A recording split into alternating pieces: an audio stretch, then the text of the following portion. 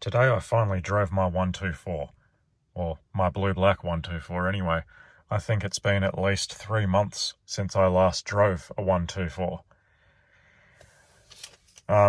Reason being, I've just been too damn busy. I've been on an aircraft just in the last 4 weeks about 8 times, and it doesn't get any better from before that as well. I'm just too tired. Out of interest, that's what a full tank on my 124 cost today for premium 95 in Australia. I'm not sure what that's equivalent to elsewhere in the world. If you're interested, you can see what the conversion is for the octane rating, because ours is different to the USA. I should drive this more often. Obviously the fuel tank is not too happy at the moment because my gauge actually stayed all the way down the bottom once I filled up until I started driving around, and obviously the float knocked around a bit in there and cleaned off some of the varnish on the wires, and eventually it pinged up to the top. Otherwise the car ran absolutely flawlessly. A couple of annoyances. I do still have a squeaky fan motor bearing. It's actually back there.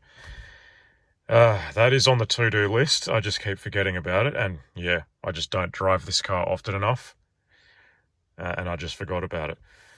So I will order a new fan, and that only comes on after you've been driving for about an hour or so. And today I did do 160 kilometers, which is not bad considering I haven't touched this car in, 3 months? Good exercise for it anyway. But the main point of this video and the main annoyance for today, there is a high-pitched whistling noise, which is engine load dependent.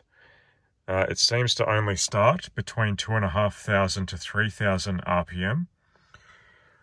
And there's a high-pitched, to me anyway, my 40-something-year-old ears can only just hear it. So I'm guessing it's between 16 to 18 kilohertz. And it's really annoying, high-pitched whistle. It's got to be a vacuum leak because engine load alters the loudness of that whistle. It's not a case of the RPMs changing the loudness of that whistle. It's definitely engine load. So if the RPMs stay the same, I can alter the loudness of that whistle just by pressing or releasing the pedal. Yeah. It's either going to be one of these pods, because I do know that they are leaking. You know, the air conditioner pods that are on that recirc flap at the back there, both of those have bad diaphragms.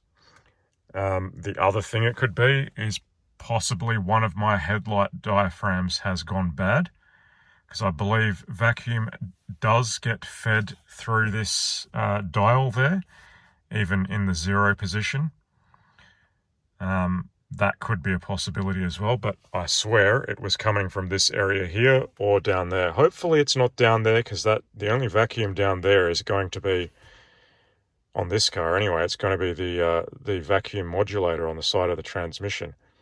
Usually when that diaphragm ruptures, you end up with ATF getting sucked into the intake manifold, and that eventually gets burnt by the engine, and you have a smoke screen behind you, and eventually the transmission doesn't shift properly because of the low ATF. I've had that before on a non-MB. It's quite obvious when that happens. Smoke screen and bad shifting transmission. First thing to check is a perforated vacuum modulator on an old-fashioned hydraulic transmission like this. That is a possibility. But it's shifting perfectly. The only two annoyances is this fan squeaking after an hour, and that really annoying high-pitched whistle that basically drives me insane. I couldn't stand it, and that brought my drive to an abrupt end because I couldn't take it anymore. Anyway, I think the next step is to get out my hand vacuum tester. Once again, I will remind you, I cannot be bothered doing this right now. I just don't have the energy. I do have holidays at the end of the year. I'm probably going to do some things on my cars at that time. I just don't have the energy. I'm just going to put this away And it's still a good day because I still got to drive my 124, and I will revisit that annoying whistling sound at some stage.